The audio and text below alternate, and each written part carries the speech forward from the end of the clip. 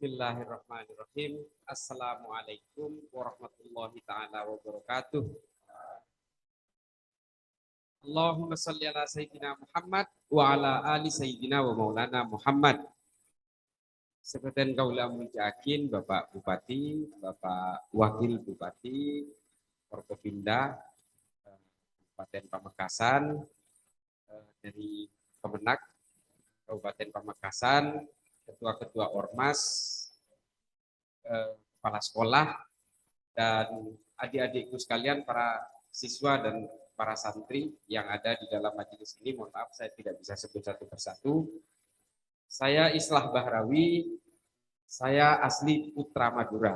Saya lahir di Bangkalan, saya besar di Bangkalan, saya sekolah SD sampai SMA di Bangkalan, saya kuliah di Jakarta, dan juga kebetulan punya nasib sedikit baik, belajar di Zaytuna Institute di Berkeley, di California. Sekarang aktivitas saya menjadi direktur salah satu lembaga swadaya masyarakat bernama Jaringan Moderat Indonesia, dan kebetulan juga menjadi tenaga ahli pencegahan radikalisme, ekstremisme, dan terorisme di Mabes Polri. Jadi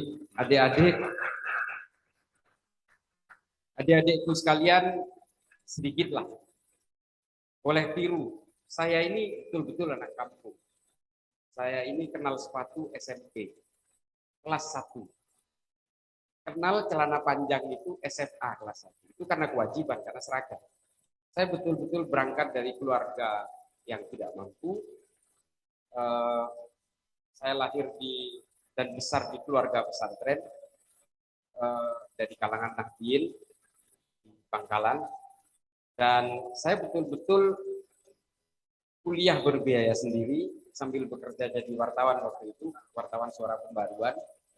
Dan saya juga berangkat ke Amerika juga berbiaya sendiri sampai sana. Jadi kita harus punya kemandirian dan juga punya keinginan. Karena ini yang paling sulit. Kalau kita tidak punya passion, tidak punya keinginan, percuma. Maka semua tidak akan menjadi apa-apa. Adik-adikku sekalian, para masyayikh, para habaib, para asatid, para alim, para ulama, para sepuh saja, tak langkong, dan gula ngaji juga nih Kak Dinto. Benih ngajarin. Gula belebet Pak Bupati, Pak ceramah aja. Dan gula ajar juga.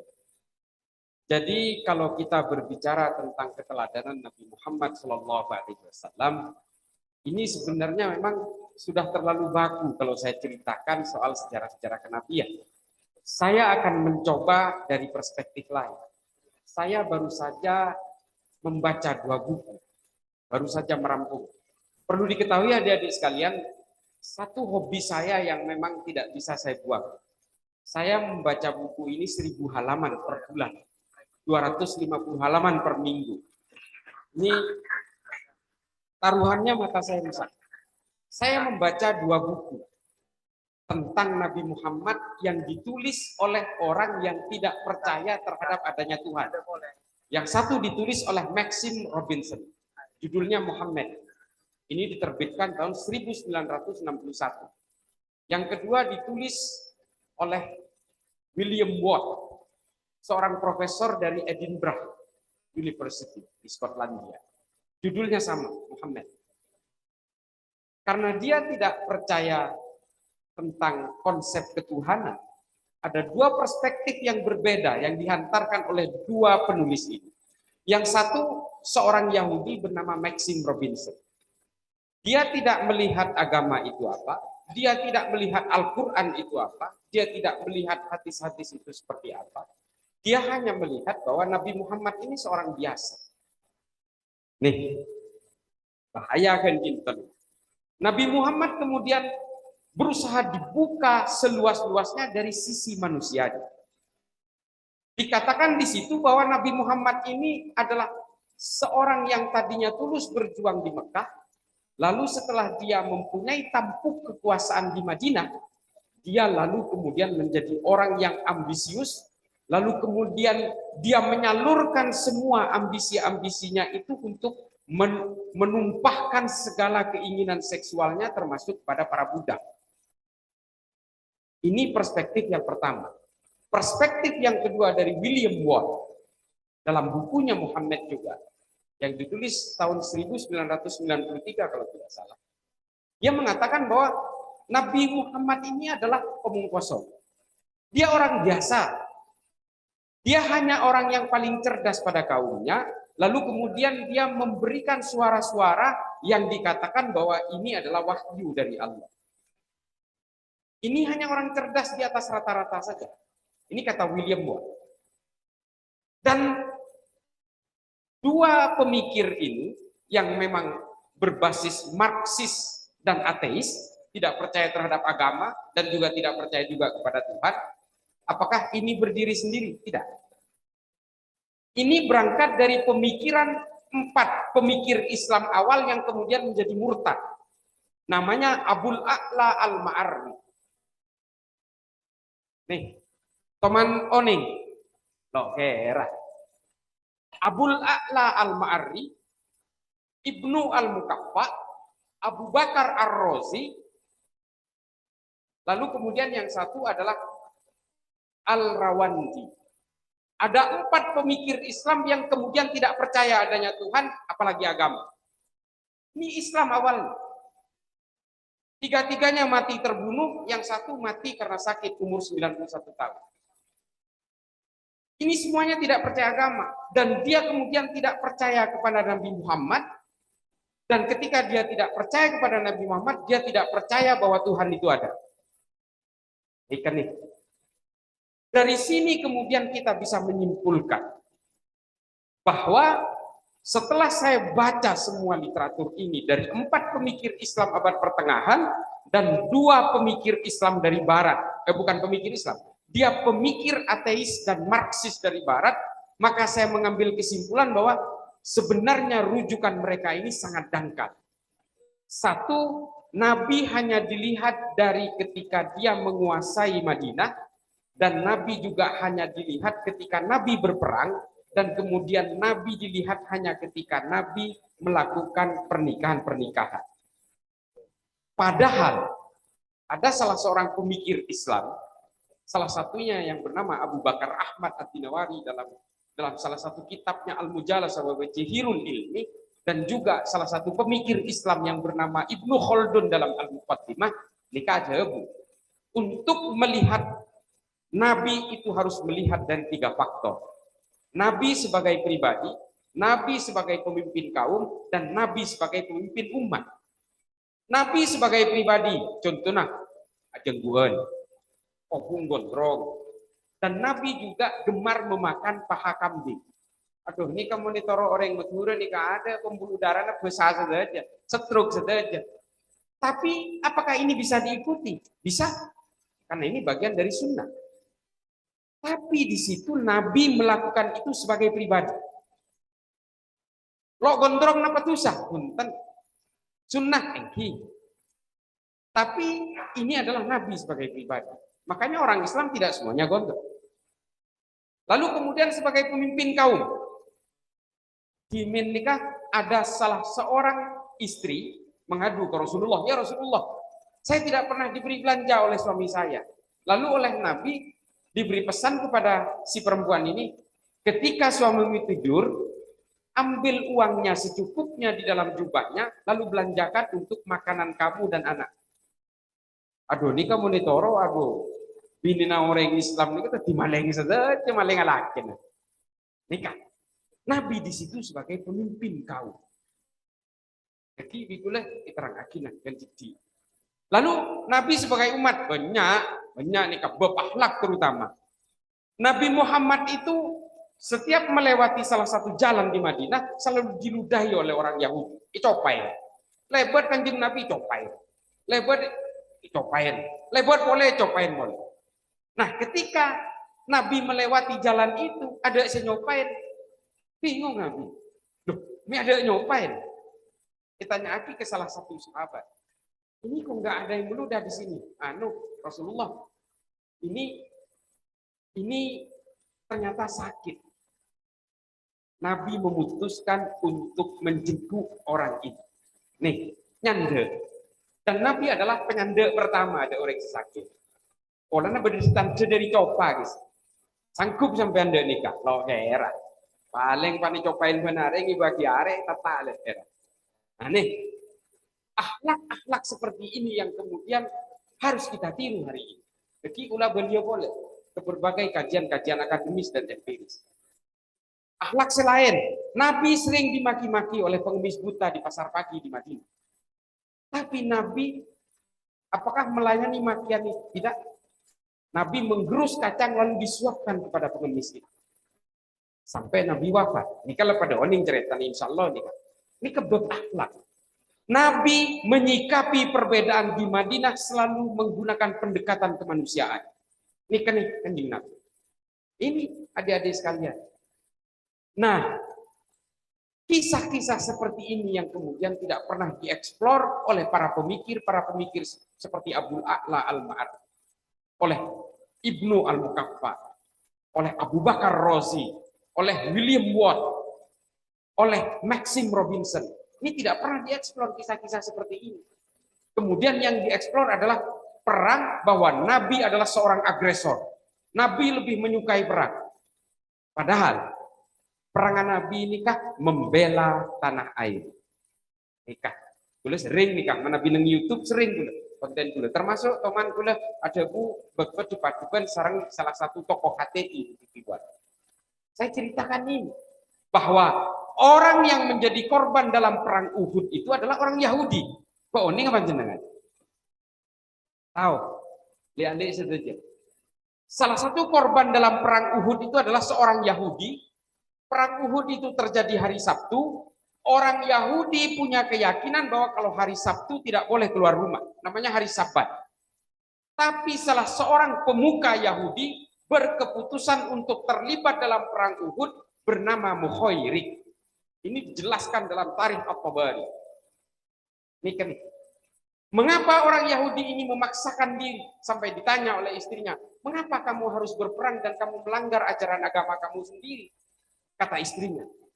Lalu Mukhairik berkata kepada istrinya, saya menghormati keputusan Rasulullah bahwa di dalam piagam Madinah yang ditetapkan oleh Rasulullah bahwa kita semua di Madinah ini harus berbagi duka yang sama dan berbagi suka yang sama. Nih Kanjeng Nabi. Lalu kemudian Mukhairik berangkat untuk berperang di Uhud. Dan dia gugur dalam perang itu. Sampai sahabat bingung. Ya Rasulullah, ini mau dimakamkan seperti apa? Ini kan seorang syuhada. Tapi dia agamanya bukan Islam. Lalu Nabi kemudian berkata, kamu jangan bingung, serahkan kepada keluarganya, biarlah keluarganya memakamkan Mukhairik ini sesuai dengan keyakinannya. Untuk Mukhairik apakah akan masuk surga atau neraka, biarlah Allah yang akan memutuskan. Lalu keluar hadis yang terkenal dan sahih dalam Bukhari, ini saya sebut Mukhairik adalah sebaik-baiknya orang Yahudi. Ini keluar hadis nikah dan ini banyak dikutip. Tapi makin nikah kan ini kalau muncul dan ini tidak pernah kita dengar mungkin. Kalaupun dengar mungkin sebagian. Hal-hal seperti inilah kemudian yang tidak pernah dieksplor, bahwa Nabi ketika hijrah ke Madinah, Nabi mendamaikan dua suku yang sudah bermusuhan selama berabad-abad, mulai sejak dari Yaman hingga hijrah ke Yathrib, namanya suku Aus dan Khazraj. Didamaikan oleh Nabi ketika Nabi hijrah ke Madinah. Yang kedua, Nabi mendamaikan konflik antara orang Kristen dan orang Yahudi yang berebut menjadi pemungut pajak atas nama kerajaan Persia. Nabi masuk ke Madinah lalu mendamaikan mereka semua ini menjadi a single entity, in equalizing right and obligation. Ini ke bahasa sekolah nih. Kemudian menyatukan mereka menjadi satu bejana tunggal, satu negara yang beradab, yang bernama Madinah. Nabi betul-betul menghargai harkat dan martabat manusia tanpa melihat latar belakang. Mangken nikah, nikah kejadian macam-macam mangken. Gara-gara politik sesama umat Islam kemudian saling tusuk. Gara-gara politik sesama orang Islam saling berperang. Sesama orang Islam pola neseloi kecocokin bupati nih PKI aki. Empon nikah kejadian iman termasuk Mekah. Kata dia macam-macam nih kak. Ini kalian nih, gara-gara kepentingan-kepentingan politik pragmatis, politisasi agama, lalu kemudian semuanya dipukul rata bahwa kalau orang yang berbeda dengan saya, maka dia itu adalah musuh. Ini konsep-konsep pemikiran abad pertengahan yang dilakukan oleh orang-orang para ahli tafsir yang pada saat itu berada pada masa keterpurukan politik Islam. Nah, ini kemudian yang disebarkan ke tengah kita non-lenon atas nama organisasi, lalu mereka ingin membunuh saudara sesama satu keimanan sendiri. Ini kesering kejadian. Ragara pilpres, sobusan lo timare. Ini kan nih, mulai dari zaman cebong kampret sampai buzzer RP serangkat turun. Lo remare. Kenapa? Karena ada bumbu agama di situ. Sunni dengan Syiah bermusuhan 1500 tahun hingga hari ini. Persoalan politik, Pak. Persoalan politik. Ketika politik menunggangi agama, maka semua kejahatannya akan terlihat terhormat. Nih kan nih, makin nyembelia dari tanah TV, makin nyocot dari tanah TV pada Islam, jadi merasa terhormat. Dan kemudian kita terlibat dalam perang-perang seagama gara-gara kepentingan-kepentingan politik pragmatis. Nah, perang-perang yang terjadi pada zaman Kanjeng Nabi, ini adalah perang-perang atas nama membela tanah air. Siapa yang menulis ini? Abu Bakar Ahmad Ad-Dinawari, Ibnu Khaldun dalam Al-Muqaddimah dan Al-Ibad. Tawari baca nih kan? Baca semua. Saya dulu pernah terpapar. Dan kula ini kan cimen teman jadi radikal, cek radikal. Kula ini ke penyintas. Kula teman ngaperaki Abdurrahman Gusdur, ikaperaki. Buya Syafi'i Ma'arif, ikaperaki. Nur Kholis Maji, ikaperaki. Menabi kula bajang nih, wala na kriking sokon lo atak kok. Wah, lo kere-kere aja. Cengkelero aja. Lo nuraki Imam Syafi'i. Kalau nasi kriking lo atak kok menabi bajang itu, wah aja yang sanggung let lo kere-kere masuk neraka kian. Nih, pemikiran-pemikiran saya sampai selevel itu. Dan kemudian saya ingin memberontak kepada negara ini karena negara ini tidak menggunakan undang-undang buatan Tuhan. Ini kepemikiran kulit. Lalu kemudian saya belajar, adik-adik sekalian. Saya paham bahwa salah seorang pemikir Katolik, nikah, pakai Katolik, boleh baca bukunya. Boleh nih kalau sebarang-barangnya saya baca. Karena apa? Untuk membaca pemikiran kiri, saya harus membaca pemikiran kanan. Untuk bisa mencapai garis tengah, saya harus membaca buku kiri dan kanan. Ini adalah rasionalitas dalam mencari literatur. Harus. Saya membaca pemikiran seorang Katolik bernama Thomas Aquinas. Nama bukunya Summa Theologica. Dia mengatakan hominem unius libri. Yang paling berbahaya itu adalah orang yang membaca satu buku lalu menganggap buku itu adalah kebenaran mutlak. Ternyata setelah baca minggulan, ini kebeni pemikiran-pemikiran Thomas Aquinas saja. Ini juga mengambil dari kitabnya Ibnu Rushd dalam Tahafud at-Tahafud. Eka. Coba boleh semua teologi, karena Tahafud at-Tahafud lo kira membaca. Kilo Tahafud al-Falasifah Imam Ghazali. Ini kan adalah perdebatan-perdebatan keilmuan di antara pemikir Islam. Jadi jangan kemudian kita terjebak kepada satu pemikiran, kepada satu buku, lalu menganggap ini adalah kebenaran mutlak. Dari sini kemudian kita bisa meneladani Nabi. Sudah dibahas sangat luas oleh Ibnu Khaldun bahwa Kanjeng Nabi nikah itu adalah teladan yang luar biasa. Baik dalam kebangsaan, baik dalam akhlak, apalagi dalam kehidupan berislam maupun intimasi sosial. Makanya Ibnu Khaldun itu membuat suatu kesepakatan bersama. Untuk bernegara itu harus ada kohesi sosial. Kohesi sosial ini kan apa? Hubungan timbal balik. Hubungan sosial timbal balik dan mengubah menjadi satu negara itu dalam satu bentuk kesepakatan bersama yang disebut al-asobiyah. Ini kan Kanjeng Nabi ini. Tetimun mangken nih kepada orang perakin. Kalau nasi nyoblos 02 perakin. Kalau nasi nyoblos 01 perakin. Ini kan benih akhlak Kanjeng Nabi ini kan. Empon boleh lah kali yakin namun berpolitik. Boleh orang Islam berpolitik. Jebule Imam Ghazali. Boleh, sangat boleh. Ini kan yang kitab Ihya ini kayak jelas. Islam dan politik seperti saudara kembar. Dan ini juga nanti ditulis lagi dalam Ta'liq As-Siyasatus Syariah oleh Ibnu Taimiyah. Ini kan nih. Boleh berpolitik supaya apa? Supaya bisa mengawal ruang-ruang politik ini supaya tidak keluar dari maqasidus syariah. Tapi jangan menunggangi agama, lalu kemudian dijadikan kendaraan politik, seolah-olah kalau orang yang tidak memilih saya, maka dia adalah orang kafir. Nah ini makin Pak Ngosom. Nah boleh buka lekor deki pemilu nih, le ale ini kan sedimen geng cumaningku, nanti 2024 akan punya hak pilih. Tolong kalau kalian ingin betul-betul menyelamatkan agama ini dan membela agama ini, jauhkan agama dari bentuk-bentuk penunggangan politik. Tolong dicatat. Jauhkan itu.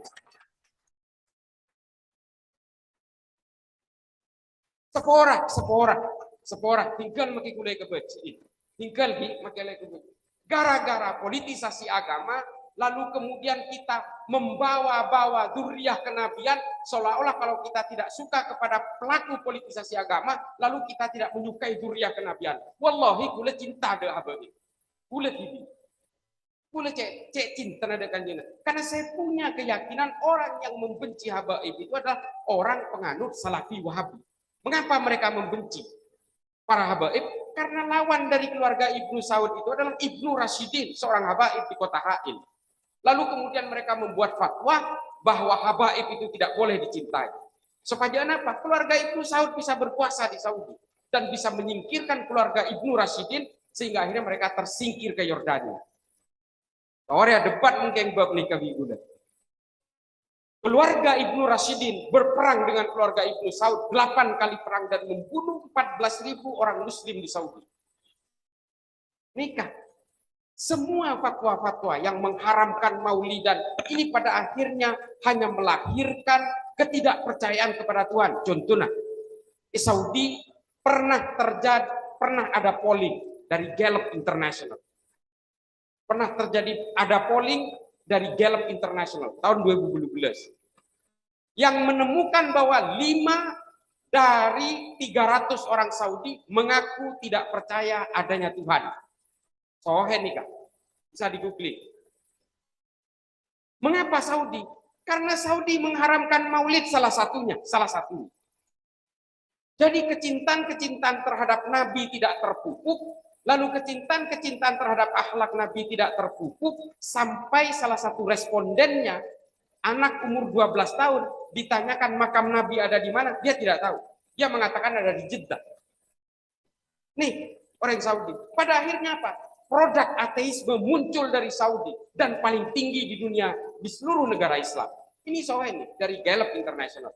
Lalu kemudian apa yang dilahirkan? Rana Ahmad, Rahaf Al-Qunun, Dina Ali Sahnun. Mereka memilih kabur dari Saudi untuk lebih memilih menjadi seorang ateis. Di googling aja nama-nama yang saya sebut tadi. Rana Ahmad pindah ke Jerman, Rahaf Al-Qunun pindah ke Kanada, Dina Ali Sahnun sempat mau pindah ke Australia, tapi akhirnya dia dideportasi ke Ukraina. Ini temuan-temuan itu akhirnya apa? Karena kecintaan terhadap Nabi itu tidak ada hingga akhirnya orang itu tidak cinta terhadap Tuhan. Ini karena Islam cerita.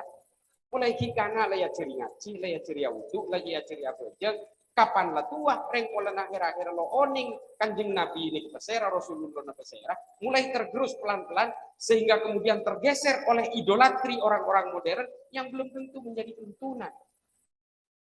Dan di saat itulah kemudian masuk infiltrasi bumbu-bumbu politik, empon jandet ini kan. Ini kemudian ambiguitas yang terjadi, dan hingga akhirnya mengapa? Muhammad bin Salman hari ini menyadari semua kesalahan itu. Muhammad bin Salman hari ini di Arab Saudi melakukan ratifikasi berbagai pelonggaran-pelonggaran terhadap hukum agama yang dijadikan hukum negara yang dulu dianggap masterpiece dan paling otentik dengan ajaran Nabi Muhammad. Pada akhirnya dia menyadari kesalahan itu karena Saudi ternyata menjadi negara yang paling terbelakang di negara Arab. Karena pemikiran-pemikiran yang sangat konservatif seperti ini. Ini sebuah orang. Beragama ini bukan hanya untuk membenci. Beragama ini bukan ruang-ruang untuk memberikan caci maki. Benar. Akhlak kanjeng Nabi ini kan memberi ruang kecintaan dan kedamaian kepada siapapun. Sampai akhir-akhir mukhoirik ini kan saking senang, saking cinta ada kanjeng Nabi, make benireng Islam, nirengnya perang. Dan itu adalah satu-satunya orang Yahudi yang terlibat dalam perang di Uhud. Mukhoirik. Karena cinta kepada Nabi, cinta ada Islam. Kok mungkin saya ngomong nikah agama orang Yahudi? Karena cinta kepada Nabi. Nah, literatur-literatur yang saya sebutkan tadi kurang dalam kajian-kajian empiris, riset-riset akademik, karena mereka hanya melihat di permukaan dari tulisan-tulisan yang sangat dangkal, lalu kemudian dia menyimpulkan bahwa Nabi Muhammad ini hanya orang biasa yang lebih cerdas dari orang rata-rata pada zamannya. Saya menolak itu. Kanjeng Nabi Muhammad nikah orang yang dikenal paling moderat pada zamannya. Karena satu, ketika dia hijrah ke Madinah dan menjadi pemimpin, Nabi Muhammad langsung membuat keputusan bahwa semua agama, semua suku harus menyatu dalam satu entitas negara. Jadi dia dianggap paling moderat. Inilah yang mengilhami Ibnu Khaldun dengan konsep al-asobiyah tadi. Nah, terakhir, lalu Indonesia ini seperti apa? Konsep al-asobiyahnya Indonesia ini adalah Pancasila.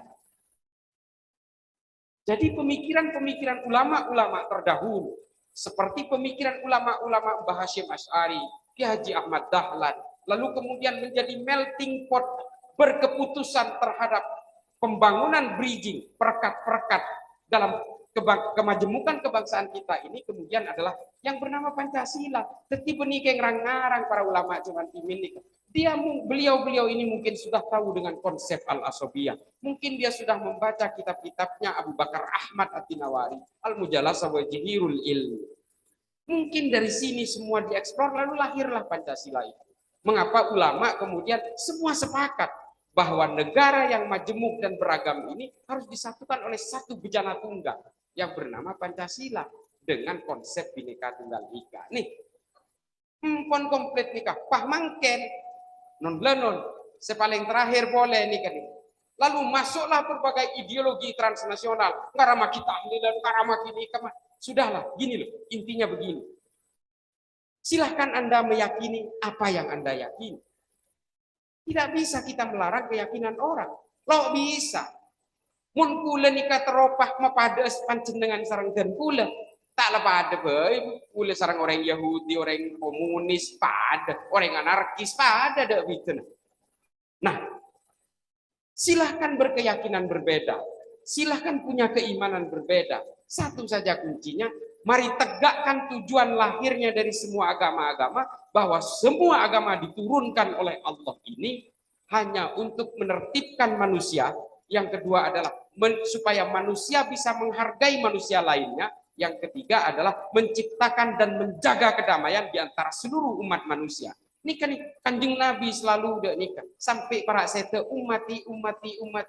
Lah kalau saya pikir nikah akhlakku, lah kalau akhlak umat nikah, sok aja Islam nikah tetap menjadi agama yang rahmatan lil alamin, kan nikah tercuri. Lalu kemudian agama rahmatan lil alamin ini seperti apa? Kita tidak boleh melekatkan stigma-stigma kekerasan terhadap agama kita. Kalau kita kemudian melekatkan stigma-stigma kekerasan terhadap agama kita, saya rasa tertarik ada agama Islam tore. Saya rasa masuk Islam tore. Kulit rooni. Yang kita catat hari ini adalah orang non-Islam yang masuk Islam karena ada prosesi syahadat. Orang Islam sekeluar dari Islam kan ada prosesi. Nah, saya rasa ini. Orang Islam di era-era takut kepada agamanya sendiri karena yang dihadapi adalah orang-orang yang membawakan Islam dengan caci maki, kebencian, kekerasan, gantung, bakar, bunuh. Ini kemudian yang harus kita jauhi. Ini bukan tujuan agama-agama. Ini adalah tafsir-tafsir agama yang berusaha membelokkan tujuan agama dari garis dasarnya. Jadi, sampean segi dengoda le-ale anak dan kaum nikah, mari kita eksplor dan mari kita berusaha memahami semua literasi yang ada. Literasi dari kima dari Islam tore. Kemudian kan saya sebut di kula-kula Al-Rawandi, Ibnu Al-Mukaffa, Abu Bakar Razi, Abul A'la Al-Mari, kemarin baca saja itu. Bukunya Karl Marx, Das Kapital mari, Das Prinzip Hoffnung dari Ernest Bloch. Ini kan buku-buku orang yang ateis saja. Baca itu. Saya hanya ingin The Satanic versus Salman Rushdie. Baca itu. Dari situ kemudian alam berpikir kita terbuka. Bahwa kita tidak boleh menghakimi orang dengan hanya satu rujukan saja. Dari situ kita mengetahui, oh esena orang selalu percaya ke pangeran, ternyata kayak kadaria, ternyata kayak nih. Ini kan ini yang kemudian harus kita gemakan hari ini. Jangan malu, jangan mau dikatakan berdosa kalau karena kalian maulidan. Karena dari sinilah kemudian supaya akidah dan tauhid kita terbangun, supaya harus dimulai dari kecintaan terhadap Nabi. Kecintaan terhadap Nabi ini harus diwujudkan dalam berbagai kultur-kultur peradaban. Generasi muda kita hari ini betul-betul digusur oleh konten-konten digital. Kalau tidak dibarengi dengan gerakan-gerakan kebudayaan, kecintaan terhadap Nabi, pada akhirnya mereka tidak akan mengenal Nabi. Mereka tidak akan mengenal Rasulullah. Yang mereka kenal hanya Nabi Muhammad sekedar kata-kata, sekedar simbol, tapi tidak tahu maknanya, tidak tahu substansinya. Ini yang harus kalian pelajari ya, adik-adik sekalian. Anak kula se bine saja tore. Mari kita belajar, kita majukan agama Islam ini dengan ilmu pengetahuan, bukan dengan kepentingan-kepentingan kekerasan. Kemudian kalau orang yang berbeda dengan kita, maka dia adalah musuh. Dan orang yang sama dengan kita, maka ini dianggap sebagai satu barisan. Ini kata kenging, ini ke konsep laju nih kak, nyaman al-wala wal-bara. Itu oleh sekarang Ibnu Taimiyah dalam Majmu' al-Fatawa. Kula maklumin Ibnu Taimiyah. Karena Ibnu Taimiyah hidup dalam keterpurukan politik Islam setelah Bani Abbasiyah tumbang oleh serbuan bangsa Mongol tahun 1258 dan terjadinya perang salib serbuan orang Eropa untuk menguasai Yerusalem. Disitulah Ibnu Taimiyah hidup, sehingga produk-produk tafsirnya Ibnu Taimiyah ini berisikan tentang kebangkitan politik. Apakah semua jelek? Tidak. Banyak sekali ajaran-ajaran dan kitab-kitab dari Ibnu Taimiyah yang bagus. Banyak sekali. Bisa kita ambil yang bagus, kita buang yang jelek. Kalau memang ini banyak mudaratnya, kita buang. Kalau ini banyak maslahatnya, kita pakai. Selalu begitu. Tapi kita tetap pada intinya adalah, kalau Nabi Muhammad ini bukan seorang Rasulullah, kalau memang ayat-ayat yang ada di Al-Quran ini bukan buatan dari Allah, bukan turun dari Allah, tentu saja Nabi tidak akan bisa menguasai peradaban manusia hingga hari ini. Dia tidak akan melahirkan Ibnu Sina, Al-Khawarizmi, Al-Kindi, Al-Farabi, Ibnu Rushd, Imam Ghazali, tidak akan melahirkan orang-orang hebat itu. Nah, adik-adikku sekalian, mari kita majukan ilmu pengetahuan. Buang jauh-jauh mimpi-mimpi politik yang menunggangi agama. Silakan berpolitik, tapi jangan tunggangi agama untuk kepentingan politik. Itu tolong diingat. Kalian boleh berpolitik, kalian boleh jadi bupati, jadi gubernur, presiden kalau perlu. Nah, adik-adikku sekalian, para masyayikh, para asatid, para alim ulama, para sepuh, tak langkong dan nikah saos dari badan kaulah nikah ampun setengah jam nyon seporah salah lopot epon akhiron ihdinas siratal mustaqim wallahul muwaffiq ila aqwamit thoriq. Wassalamualaikum warahmatullahi taala wabarakatuh.